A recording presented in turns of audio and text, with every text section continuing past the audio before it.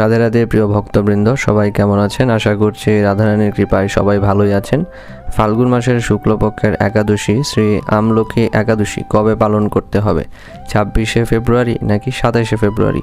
এই একাদশীর পালনের সময়সূচি এবং এই আমলকি একাদশীর ব্রত মাহাত্ম্য কথা ও এই একাদশীতে কী কী খাওয়া যাবে ও কী কী খাওয়া যাবে না তা তুলে ধরবো আজকের এই ভিডিওতে। 2026 সালে আমলকি একাদশী ব্রত পালন করতে হবে 27শে ফেব্রুয়ারি শুক্রবার। সারা বিশ্বে এই একাদশীর ব্রত এইবার একই দিনে পড়েছে, অর্থাৎ 27শে ফেব্রুয়ারি সারা বিশ্বে এই আমলকি একাদশী ব্রত পালন করতে হবে।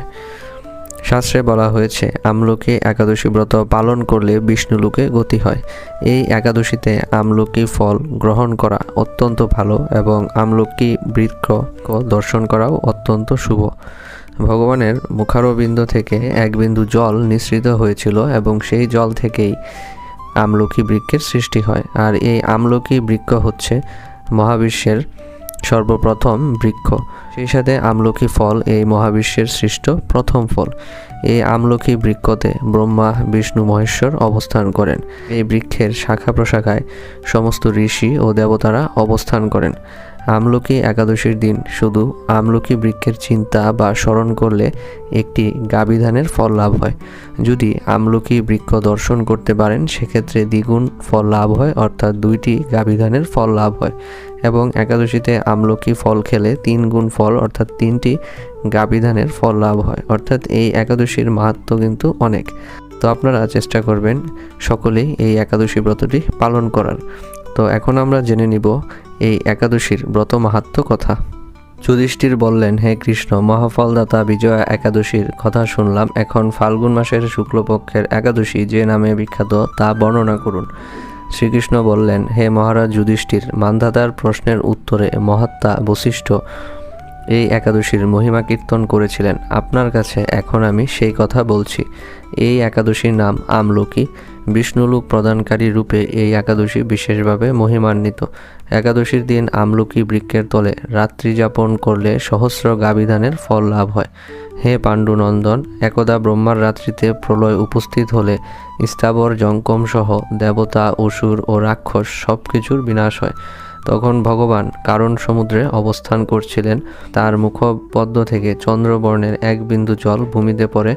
সেই জলবিন্দু থেকে একটি বিশাল আমলকি বৃক্ষ উৎপন্ন হয়। এই বৃক্ষের স্মরণ মাত্র গোদানের ফল লাভ হয়। দর্শনে তাহার দ্বিগুণ এবং ফল ভক্ষণে 3 গুণ ফল লাভ হয়। এই বৃক্ষে ব্রহ্মা, বিষ্ণু আর মহেশ্বরও সর্বদা অবস্থান করেন। এর প্রতিটি শাখা প্রশাখা ও পাতায় ঋষি, দেবতা ও প্রজাপতিগণ বাস করেন। এই বৃক্ষকে সমস্ত বৃক্ষের আদি বৃক্ষ বলা হয় এবং তা পরম বৈষ্ণব রূপে বিখ্যাত। অতএব এই শ্রেষ্ঠ ব্রত সকলেরই পালনীয়। এখন এই ব্রতের একটি অদ্ভুত ইতিহাস আপনার কাছে বর্ণনা করছি। প্রাচীনকালে বৈদিশ নামে এক প্রসিদ্ধ নগর ছিল। এই নগরে চৈত্ররথ নামে এক রাজা রাজত্ব করতেন। চন্দ্রবংশীয় পাশবিন্দুক রাজার পুত্ররূপে তিনি জন্মগ্রহণ করেন। তিনি অত্যন্ত শক্তিমান ও ঐশ্বর্যশালী ছিলেন। শাস্ত্রজ্ঞানেও তিনি ছিলেন সুনিপুণ। তার রাজ্যের সর্বত্রই মনোরম আনন্দপূর্ণ এক দিব্য পরিবেশ লক্ষ্য করা যেত। প্রজারা ছিলেন বিষ্ণু ভক্ত পরায়ণ, সকলেই একাদশী ব্রত পালন করতেন। তার রাজ্যে কোনো অমঙ্গল ছিল না। এইভাবে প্রজাদের নিয়ে রাজা চৈত্ররথ সুখে দিন যাপন করতে থাকেন। একসময় ফাল্গুনী শুক্লপক্ষের দ্বাদশী যুক্তা আমলকি তিথি সমাগত হওয়ায় রাজ্যের সকলেই এই ব্রত পালনের সংকল্প করলেন। ওই দিন প্রাতঃস্নানের পর প্রজাদের নিয়ে রাজা ভগবান শ্রীবিষ্ণুর মন্দিরে যান। সেখানে সুবাসিত জলপূর্ণ কলস, ছত্র, বস্ত্র, পাদুকা, পঞ্চরত্ন ইত্যাদি দিয়ে সাজিয়ে স্থাপন করেন। তারপর ধূপদীপ দিয়ে যত্ন সহকারে মুনি ঋষিদের দ্বারা শ্রী পরশুরাম মূর্তি সমন্বিত আমলকির পূজা করেন। হে পরশুরাম, রেণুকার সুখবর্ধক, হে ধাত্রী, হে পাপ বিনাশিনী আমলকি, তোমাকে প্রণাম। আমার অর্ঘ্যজল গ্রহণ করো। এইভাবে যথাবিধি পূজা, স্তব, স্তুতি, নৃত্য গীত করে রাজা ভক্তি ভরে সেই বিষ্ণু মন্দিরে রাত্রি জাগরণ করতে লাগলেন। এমন সময় দৈবযুগে একটি ব্যাধ সেখানে উপস্থিত হয়। পূজার সামগ্রী সহ বহু ব্যক্তিকে একত্রে রাত্রি জাগরণ করতে দেখে সে কৌতূহল আক্রান্ত হলো। সে ভাবলো এসব কি ব্যাপার। বিষ্ণু মন্দিরে প্রবেশ করে সে বসে পড়ল। কলসের উপরে স্থাপিত বিষ্ণুমূর্তি দর্শন করলো। একাদশীর মাহাত্ম্য সে মনোযোগ দিয়ে শুনল। সারাদিন ওই ব্যাধ কিছুই আহার করেনি। এইভাবে ক্ষুধায় কাতর হয়ে সেখানে সে রাত্রি যাপন করল।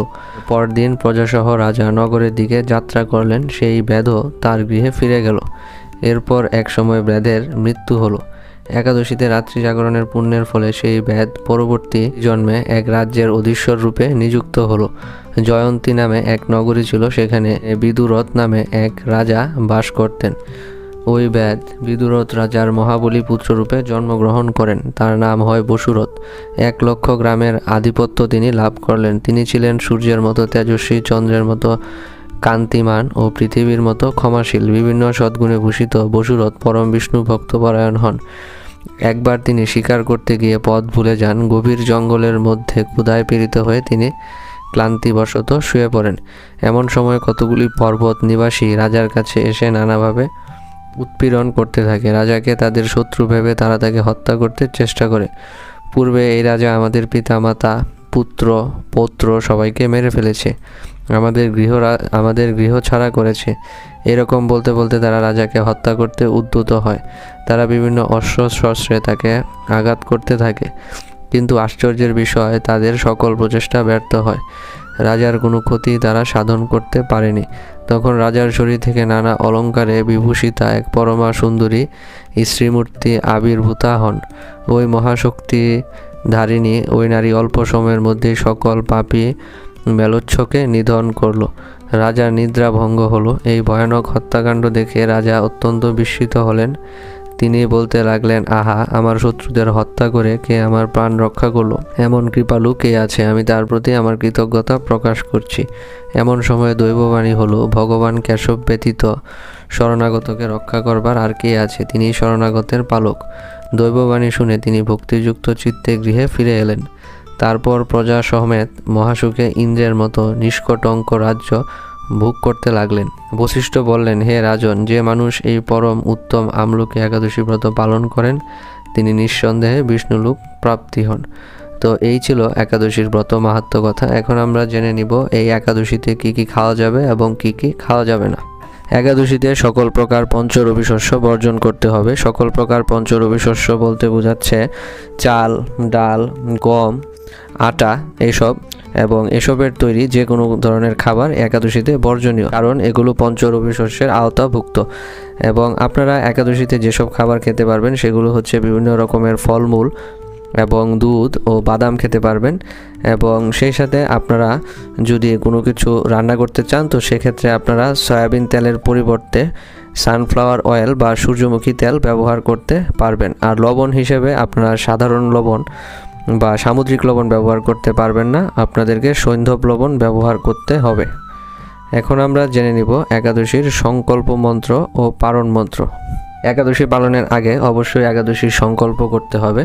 তো সংকল্প বলতে বোঝাচ্ছে একাদশীর আগের দিন আপনাদের নিরামিষ আহার করতে হবে, এবং একাদশীর আগের দিন আপনারা রাতে ঘুমাতে যাওয়ার আগে ভালোভাবে দাঁত ব্রাশ করে নেবেন, কারণ দাঁতের ফাঁকে অনেক সময় দানা আটকে থাকতে পারে, তো সেগুলো একাদশী ভঙ্গের কারণ হতে পারে। এরপর দিন সকালে ঘুম থেকে উঠে স্নান করে একাদশীর সংকল্প মন্ত্র পাঠ করতে হবে। একাদশীর সংকল্প মন্ত্রটি হচ্ছে, একাদশাং নিরাহার স্থিতা অহম অপেরোহণি ভোক্কামী পুণ্ডরিকাক্ষ শরণং মে ভবাচ্যুত। এর বাংলা অনুবাদ হচ্ছে, হে পুণ্ডরিকাক্ষ, হে অচ্যুত, আমি একাদশীতে উপবাস পূর্বক পরদিন আহার করব। আমি যাতে এই একাদশী নিষ্ঠার সঙ্গে পালন করতে পারি তার জন্য আপনি আমার সহায় থাকবেন। একাদশীর পরদিন আপনারা ভগবানকে অন্ন প্রসাদ নিবেদন করে সেই প্রসাদ আপনারা গ্রহণ করবেন, এবং সেই প্রসাদ গ্রহণ করে আপনারা একাদশীর পালন করবেন। তো এখন আমরা জেনে নেব একাদশীর পারণ মন্ত্রটি। একাদশীর পারণ মন্ত্রটি হচ্ছে, একাদশাম নিরাহার ব্রতে নানেন কেশব প্রসিদ্ধ সম্মুখনাথ জ্ঞান দৃষ্টি পদভব। অর্থাৎ, হে কেশব, আমি আপনার কৃপা দৃষ্টিতে নিরাহারভাবে একাদশী ব্রত পালন করেছি। কৃপাপূর্বক আমার উপর আপনার করুণাময় জ্ঞান দৃষ্টি প্রদান করুন। এভাবে করে আপনারা একাদশী ব্রত পালন করবেন। এখন আমরা জেনে নিব এই একাদশীর পালনের সময়সূচি। তো পশ্চিমবঙ্গে এই একাদশীর পালন করতে হবে পরদিন অর্থাৎ 28শে ফেব্রুয়ারি সূর্যোদয় হতে সকাল 9টা 52 মিনিটের মধ্যে, এবং বাংলাদেশে পালন করতে হবে 28শে ফেব্রুয়ারি সূর্যোদয় হতে সকাল 10:08 মধ্যে। এছাড়া সমগ্র ভারতবর্ষে এই একাদশী ব্রতের পালন আপনারা করতে পারবেন সূর্যোদয় হতে সকাল 10টার মধ্যেই। তো প্রিয় ভক্তবৃন্দ, আমি আশা করি আজকের এই ভিডিওর মাধ্যমে আপনারা বিস্তারিতভাবে জানতে পেরেছেন এই আমলকি একাদশী ব্রত কবে পালন করতে হবে, কিভাবে পালন করতে হবে এবং পালন মন্ত্র, সংকল্প মন্ত্র, সেই সাথে একাদশীর পালনের বিস্তারিত সময়সূচি। তো প্রিয় ভক্তবৃন্দ, আজকের ভিডিওটি এই পর্যন্তই। রাধে রাধে প্রিয় ভক্তবৃন্দ, সবাই ভালো থাকবেন।